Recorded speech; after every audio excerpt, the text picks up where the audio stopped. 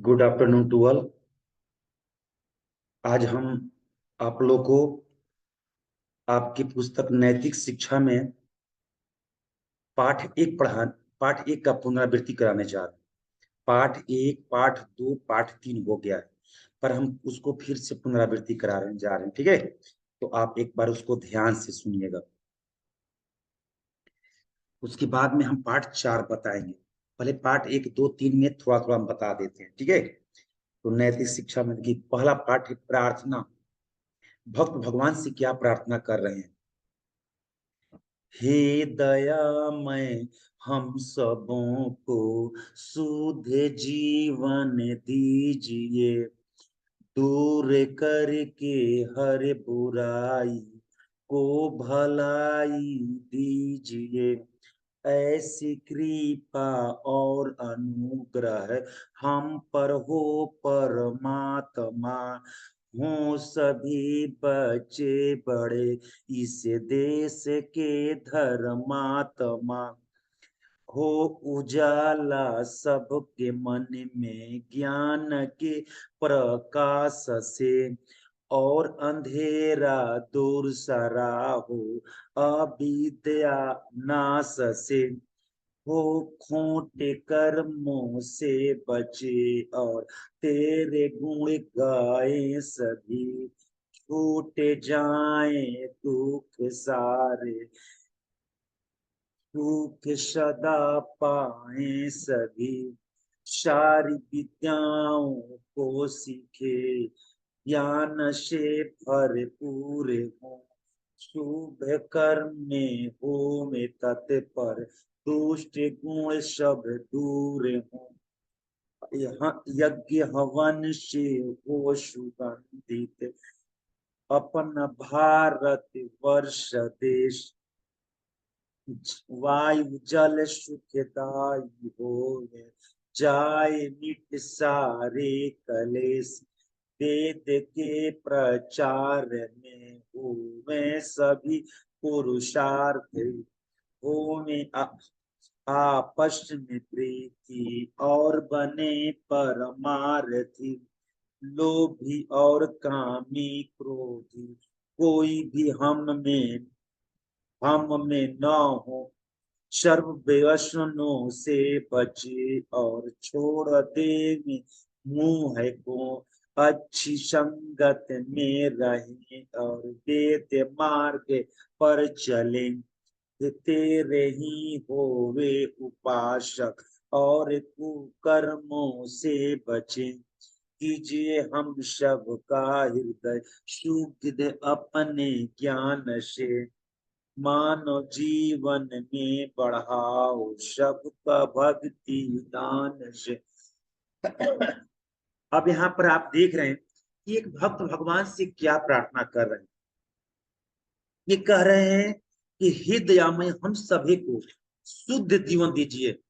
शुद्ध मतलब अच्छे विचार हो, अच्छा जीवन जो सुखमय हो। दूर करके हर, कैसे शुद्ध जीवन होगा? तो दूर करके हर बुराई को भलाई दीजिए। केवल भलाई दीजिए, बुराई हमारे अंदर में है, उसको आप दूर कर दीजिए। ठीक है, ऐसी कृपा और अनुग्रह हम पर हो परमात्मा। ऐसी कृपा और अनुग्रह हे परमात्मा मेरे ऊपर हो। वो बच्चे बड़े सभी इस देश के धर्मात्मा, सभी बच्चे बड़े होकर इस देश के धर्मात्मा बने। सबके मन में ज्ञान के प्रकाश से उजाला हो, सबके मन में उजाला हो ज्ञान के प्रकाश से। जैसे ज्ञान आता है, ज्ञान रूपी प्रकाश आता है, अज्ञान रूपी अंधेरा अपने आप दूर हो जाता है।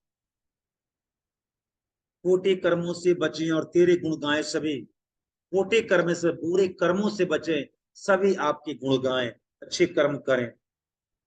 सारी विद्याओं को सीखे, ज्ञान से भरपूर हो, सभी विद्या को सीख कर ज्ञानी बने।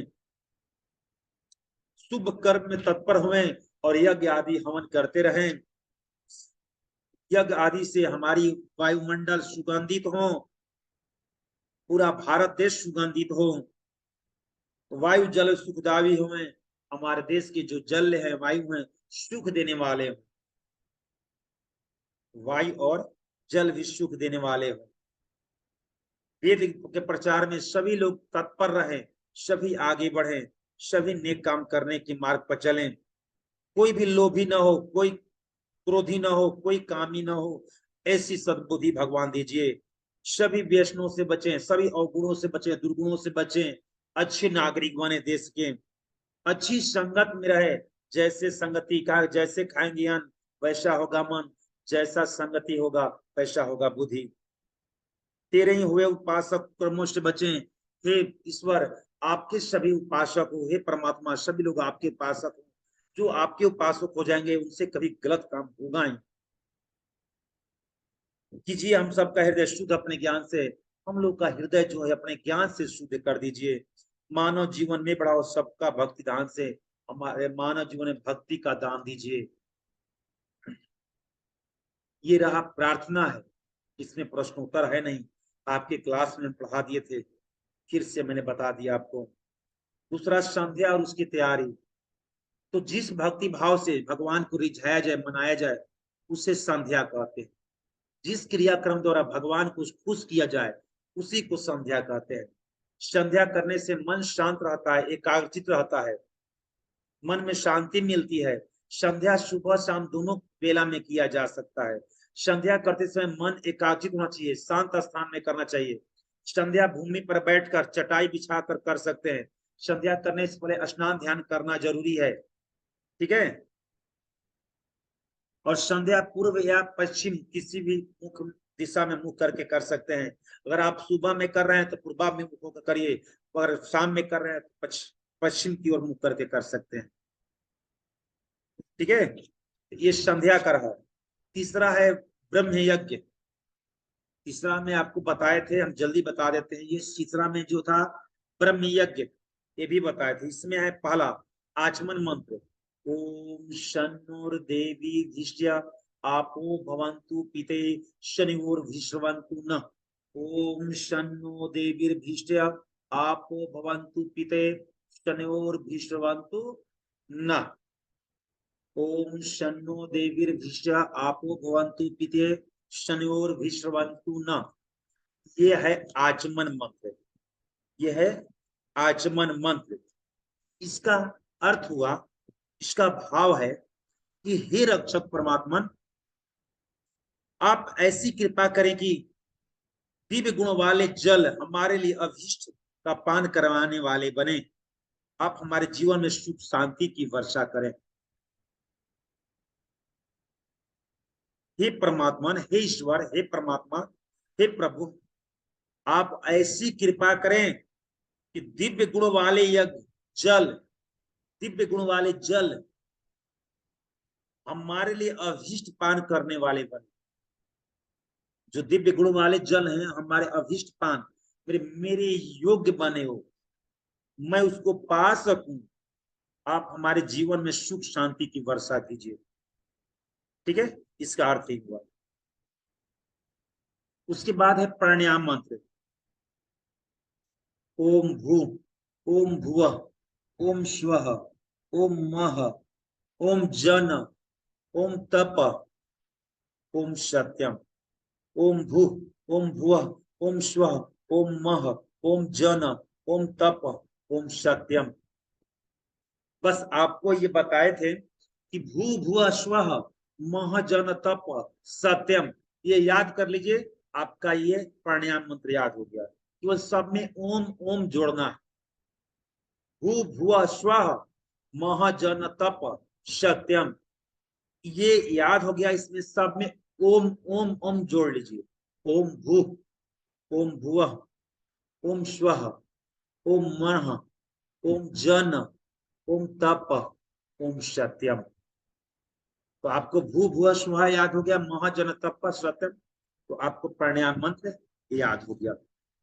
इसका अर्थ है, भावार्थ है कि हे रक्षक परमेश्वर, प्राणों से प्यारा और सर्वाधार, दुख विनाशक हैं, सर्वाधार हैं। हे रक्षक परमेश्वर, प्राणों से प्यारा और सर्वाधार हैं, दुख विनाशक हैं आप, सुख स्वरूप हैं, सबसे महान हैं, सबका जन्मदाता हैं, सर्व तेजोमय और तपोमय हैं। वह सत्य स्वरूप है। इसका अर्थ है वह ओम भू, हे सर्वरक्षक परमेश्वर प्राणों से प्यारा और सर्वाधार है। हे परमेश्वर प्राणों से प्यारा और सर्वाधार है। आप दुख विनाशक हैं, सुख स्वरूप हैं, सबसे महान हैं, सबका जन्मदाता है, सर्व तेजोमय और तपोमय है, वह सत्य स्वरूप है। इसके आगे ये है,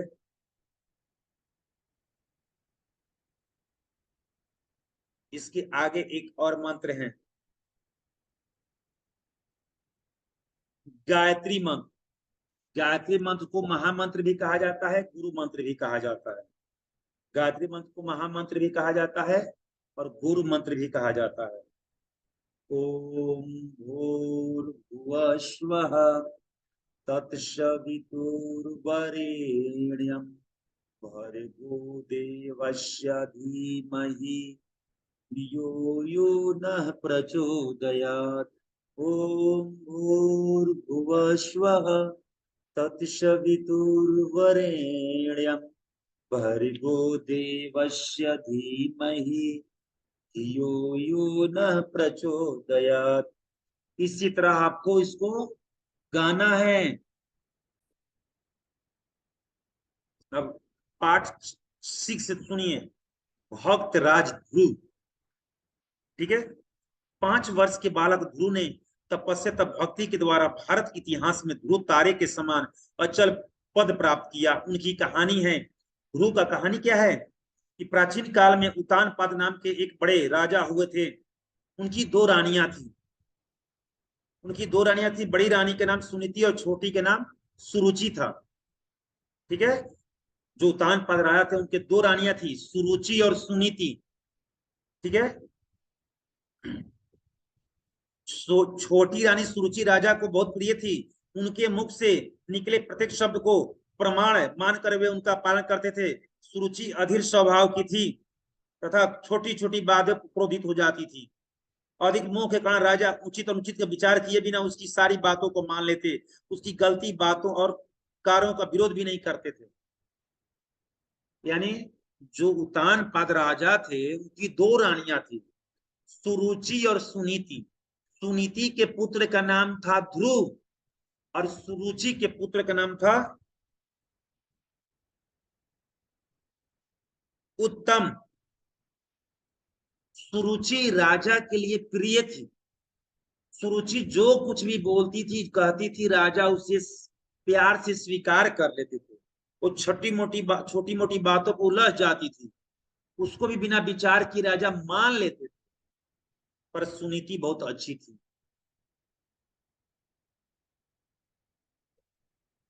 ठीक है। सुरुचि चाहती थी,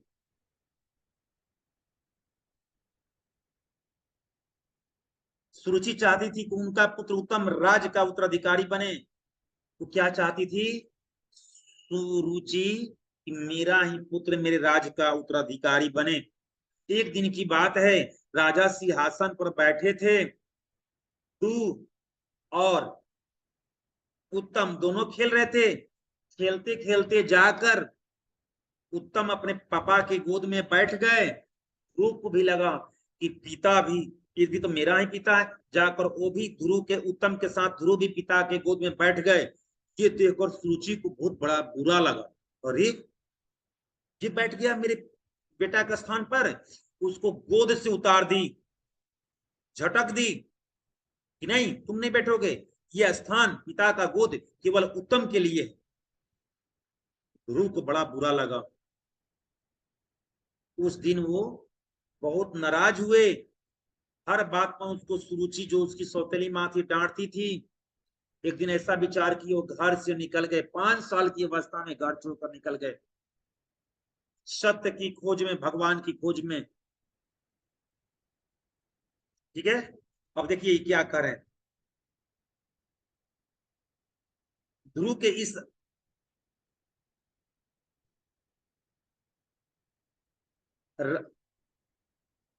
एक दिन महाराज अपने राजभवन में थे और रानी सुरुचि का पुत्र उनकी गोद में बैठा हुआ था। इतने में सुनीति का पुत्र ध्रुव भी घूमते घूमते वहां जा पहुंचा और अपने भाई उत्तम के साथ पिता के गोद में बैठ गया। उसने उनके पास जाकर कहा, पिताजी मैं भी आपकी गोद में बैठना चाहता हूँ, मुझे भी गोद में ले लीजिए। उस समय ध्रुव 5 वर्ष का था। इसमें लिखा है ना, 5 वर्ष के ध्रुव थे और गोद में बैठना चाहते थे, पर सुरुचि नहीं बैठने दी, यानी उनकी सौतेली माँ नहीं बैठने दी। ध्रुव के इस आग्रह को देखकर सुरुचि ईर्ष्या और क्रोध से भरकर बोली, ध्रुव यह क्या करता है? मेरी सौत सुनीति का बेटा होकर मेरे भाग्यशाली पुत्र की क्षमता करना चाहता है, यानी तुम मेरे पुत्र के बराबर बनने चाहते हो, तुम मेरे सौतन की बेटे हो। यानी सुनीति को सौतन मानती थी, तुम मेरे सौतन के बेटे हो और तुम उत्तम के बराबर करना चाहते हो। पिता का गोद केवल उत्तम के लिए है, तुम्हारे लिए नहीं है, क्योंकि उत्तम ही इस राज का उत्तराधिकारी होगा। यदि बाप की गोद में बैठने की इच्छा है थी तो उस अभागिन का बेटा क्यों उसके जन्म बना?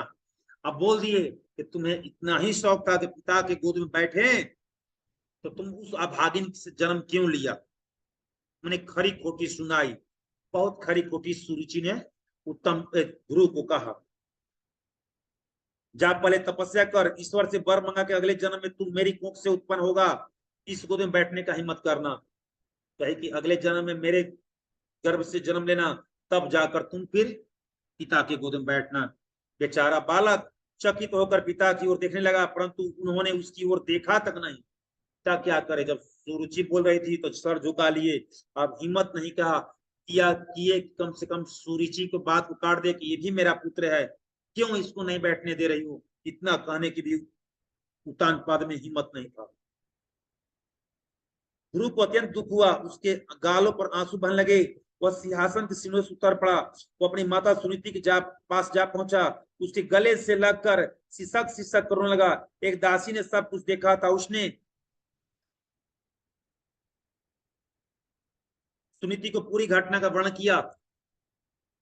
एक दासी देख ली थी ध्रुव के साथ कैसा व्यवहार किया गया है, वो जाकर सुनीति को बता दी कि सुरुचि ने आपके बेटे के साथ ऐसा दुर्व्यवहार किया है, और ये भी रोते हुए जाकर अपनी माँ के पास पूरी बात बता दिए।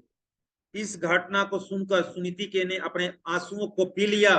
सुनीति के आंख से आंसू नहीं निकला, अपने आंसू को दबा ली और पुत्र को शांत करते हुए कहा, बेटा तुम्हारी भी माता सुरुचि ने जो कुछ भी कहा है वह ठीक है, तुम मुझ अभागिन की कुख से पैदा हुए हो, केवल भगवान की कृपा ही हमारी हालत सुधार सकती है, हमें केवल उसकी शरण में जाकर अपनी कठिनाइयों को दूर करने की प्रार्थना करनी चाहिए।